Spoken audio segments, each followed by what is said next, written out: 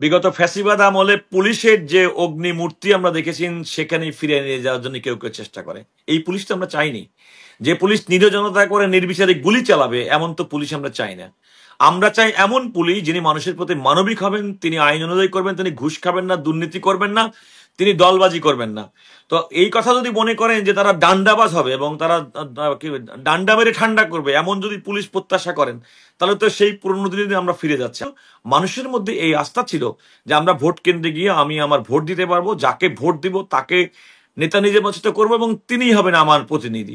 তো এমন একটি পরিবেশ সৃষ্টি করার জন্য তো এই সরকারের অন্যতম কাজ। এবং আমি মনে করি যে এখনকার যে পুলিশি এবং আমাদের যে আইন শৃঙ্খলা রক্ষাকারী বাহিনী আছে তারা তো সেটি সুনিশ্চিত করতে সক্ষম বলে আমি মনে করি। বর্তমান বাস্তবতায় বাংলাদেশের মানুষ যে ফ্যাসিবাদ বিরোধী যে আন্দোলন করেছে এবং ফ্যাসিবাদ মুক্ত বাংলাদেশের যে স্বপ্ন দেখে, বাংলাদেশের মানুষ সম্ভবত সেটি এই সরকার করুক সেই প্রত্যাশা করে না। আমি না হওয়ার কোনো কারণ দেখি না। কারণ আসলে দেখেন, বিচার বলেন, সংস্কার বলেন, এটা একটা চলমান প্রক্রিয়া। কারণ আপনি খেয়াল করে দেখবেন যে ধরনের মানবাধি বিরোধী অপরাধের সঙ্গে সাবেক প্রধানমন্ত্রীর সংশ্লিষ্টতা পেয়েছে, বিশেষ করে বিবিসির যে সংবাদ, তার যে সরাসরি খুনের এবং লেথাল ওয়েপন ইউজ করার যে নির্দেশনা, সেটা তো ধরেন আন্তর্জাতিক অপরাধ ট্রাইব্যুনালে বিচারের মধ্যে সাক্ষ্য হিসেবে ব্যবহৃত হবে। এবং ইতিমধ্যেই পুলিশের সাবেক আইজি তিনি অ্যাপ্রুভার হিসেবে, রাজসাক্ষী হিসেবে দিয়েছেন। একজন আইনের চর্চাকারী হিসেবে আমি বলতে পারি এই মামলার বিচারিক প্রক্রিয়া অনেকখানি এগিয়ে গেছে। অন্যান্য যে সমস্ত মামলার বিচার সেগুলো তো পরবর্তী যে সরকার আসবে কিংবা এই সরকারের মধ্যে যেটুকু সম্ভব সেটা তো করবেই। আর সবচেয়ে বড় কথা, মানুষের ফোকাসটা কিন্তু আন্তর্জাতিক অপরাধ ট্রাইব্যুনাল আইসিটি ট্রাইব্যুনালের দিকে। কিন্তু আইসিটি ট্রাইব্যুনালে কিন্তু সব মামলার বিচার হবে না, সব মামলার বিচার কিন্তু সেখানে হবে না। আমাদের প্রচলিত আইন ব্যবস্থা, বিচার ব্যবস্থায় কিন্তু সেটা হবে। আর পুলিশের যে সক্ষমতা, তদন্তকারী যে অপ্রতুলতা, সে সমস্ত কারণে তো মামলা একটু বিলম্বিত হতেই পারে।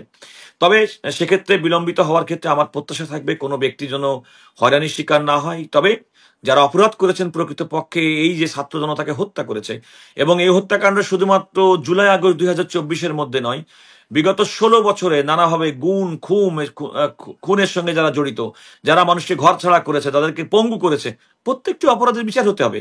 আমরা যদি সুন্দর বাংলাদেশ করতে চাই, আমরা যদি মনে করি যে এমন একটা বাংলাদেশ যে বাংলাদেশ বৈষম্যহীন হবে, তাহলে তো এই সমস্ত বিষয়গুলো বিচার না করলে তো মানুষ কোনোদিন আপনার উপর আস্থা রাখবে না।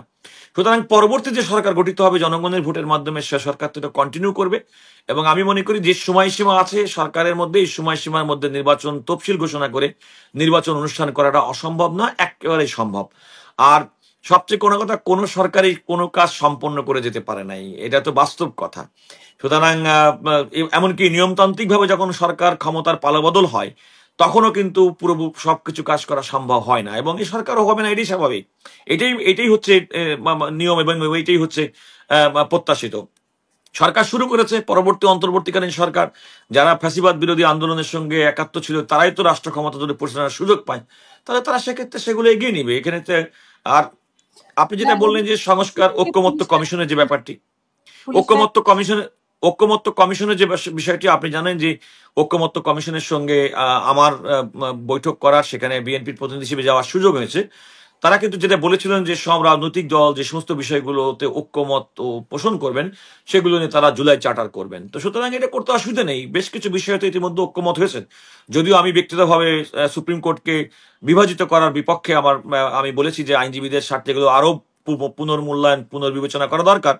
সেটা হয়তো সময়ের পরিপ্রেক্ষিতে হবে, কিন্তু অনেকগুলো ক্ষেত্রে তো সরকার বিভিন্ন রাজনৈতিক দলের সঙ্গে কিন্তু সরকারের ঐক্যমত্য কমিশনের ঐক্যমত হয়েছে। তো সেগুলোর ভিত্তিতে জুলাই সনদ হতে পারে, এবং জুলাই সনদ হওয়ার মাধ্যমে যতদূর সম্ভব নির্বাচনে শিডিউল ডিক্লেয়ার করে নির্বাচন করা সম্ভব হতে পারে। এটা তো কোনো আমি সম্ভব না এমন ন্যারেটিভও কেউ কেউ তৈরি করলো, আমি তাদের সঙ্গে একমত নই। পুলিশের নিষ্ক্রিয়তা নিয়ে অনেকটাই প্রশ্ন উঠেছে যে পুলিশ যে পরিমাণ নিষ্ক্রিয়, তাতে করে তাকে সচ্ছল করা যাবে কিনা নির্বাচনে, যেটা জামাত ইসলাম বারবার বলার চেষ্টা করছে। এই পরিস্থিতিতে কিসের নির্বাচন? তো আসলেই দেখেন এই কথা বলার মাধ্যমে প্রকারান্তরে বিগত ফ্যাসিবাদ আমলে পুলিশের যে অগ্নিমূর্তি আমরা দেখেছি সেখানেই ফিরে নিয়ে যাওয়ার জন্য কেউ কেউ চেষ্টা করে। এই পুলিশ তো আমরা চাইনি। যে পুলিশ নিরীহ জনতা করে নির্বিচারে গুলি চালাবে এমন তো পুলিশ আমরা চাই না। আমরা চাই এমন পুলিশ যিনি মানুষের প্রতি মানবিক হবেন, তিনি আইন অনুযায়ী করবেন, তিনি ঘুষ খাবেন না, দুর্নীতি করবেন না, তিনি দলবাজি করবেন না। তো এই কথা যদি মনে করেন যে তারা ডান্ডাবাজ হবে এবং তারা ডান্ডা মেরে ঠান্ডা করবে এমন যদি পুলিশ প্রত্যাশা করেন, তাহলে তো সেই পুরনো দিনে আমরা ফিরে যাচ্ছি। আমি সেটা মনে করি এটা উদ্দেশ্য হবে না। বরং আইন শৃঙ্খলা পরিস্থিতি আর শুধুমাত্র কেন আমরা শুধুমাত্র আইন শৃঙ্খলা রক্ষাকারী বাহিনীর উপর নির্ভর করে সুষ্ঠু নির্বাচন করব। রাজনৈতিক দলগুলো তো তাদের কমিটমেন্ট আছে জনগণের প্রতি। উনি জামাত ইসলামের যেমন আছে, বিএনপির আছে, নতুন গঠিত সদ্য গঠিত এনসিপি, তারাও তো জনগণের প্রতি দায়বদ্ধতা আছে। সুতরাং দায়বদ্ধতার জায়গা থেকে তো একটা অবাধ সুষ্ঠু নিরপেক্ষ নির্বাচনের জন্য তারা সবচেয়ে বেশি ভূমিকা পালন করবেন। আরেকটি কথা বলে রাখি হাসিনা, বাংলাদেশে যে কটি নির্বাচন হয়েছে, যে কটি নির্বাচন অবাধ সুষ্ঠু এবং নিরপেক্ষ নির্বাচন হয়েছে বলে আমি মনে করি, বাংলাদেশে 3টি নির্বাচন হয়েছে, 91, 96 এবং 2001 সালের নির্বাচন। 2008 সালের নির্বাচনটাকে আমি সাংবিধানিকভাবে অনিয়মতান্ত্রিক নির্বাচন বলি। এটা কোনো নির্বাচন হয়নি সাংবিধানিকভাবে, কারণ তত্ত্বাবধায়ক অন্তর্বর্তীকালীন তত্ত্বাবধায়ক সরকারের যে বিধান 90 দিনের ছিল, প্রায় 2 বছর পরে গিয়ে নির্বাচন হয়েছে, সেটা কিন্তু নির্বাচন হয়।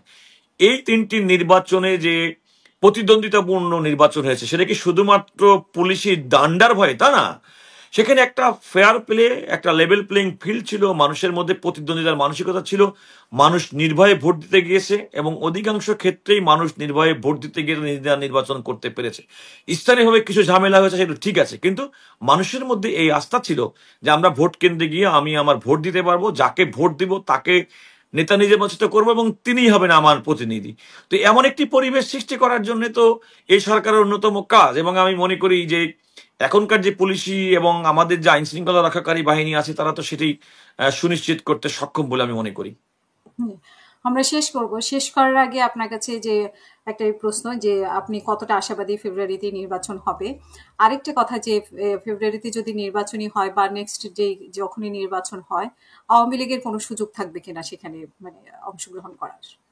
না, আওয়ামী লীগের তো সুযোগের জন্য আপনি আইনগতভাবে প্রথম কথাটি বলেনি। প্রথম কথা হচ্ছে যে আমি ডক্টর মোহাম্মদ ইউনূস, যিনি অন্তর্বর্তীকালীন সরকারের প্রধান, তিনি আন্তর্জাতিক একজন ব্যক্তি, নোবেল লরেট।